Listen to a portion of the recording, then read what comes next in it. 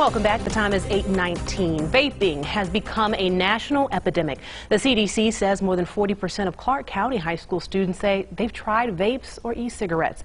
And joining me now is our pediatric pulmonologist, Dr. Craig Nakamura.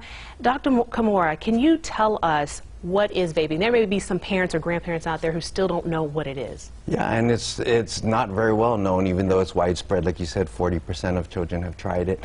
Vaping is any form of electronic device that vaporizes a product and you can actually breathe it in. So it has becoming, it's almost like a gas. Exactly, and it's what's in the gas that does it. Companies put flavors in it, but they don't realize that some of the things you heat up may turn deadly, like formaldehyde and other carcinogens that can be toxic to the lungs. Yeah, and that's, I think, sometimes what is maybe attracting, those flavors in it, the different things. Is it just tobacco, or can people vape other things? You can vape other things like marijuana products as well, and some of the companies are now pulling back on things, some of the sweet flavors and the dessert type flavored in order to pull away from some of the children, so that should help. Yeah.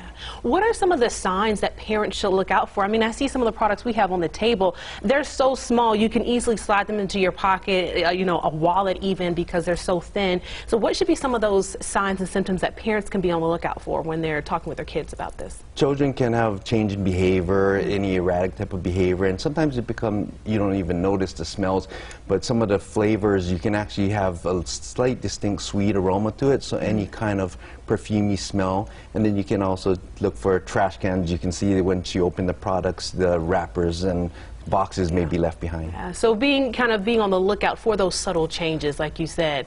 What about kids are on break now? You know, it's the holiday break, so they're at home. What can be the conversation that parents have with their teens about the dangers of vaping? Because again, we've heard about so many deaths and related illnesses of kids ending up in the hospital with this. So how should parents approach that conversation? Yeah, you mentioned winter break is a great time because families are together, people are in a good mood.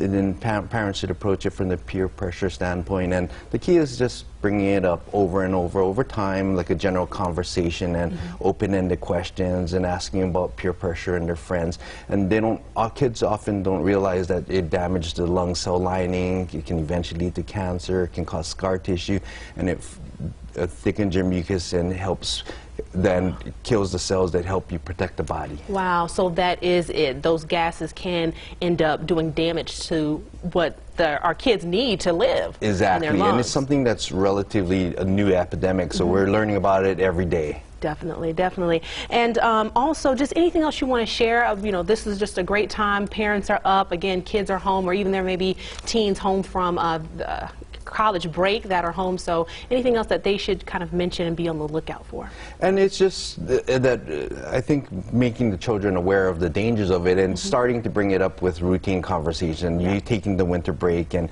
using it to have great conversation with the children. All right, perfect. Well, thank you so much for coming in. We're going to have all these details on our website on those conversation starters, and of course what those dangers can be for young lungs when they are subjected to these gases that end up in their lungs when it comes to vaping. All right, thank you so much. Thank you. All right.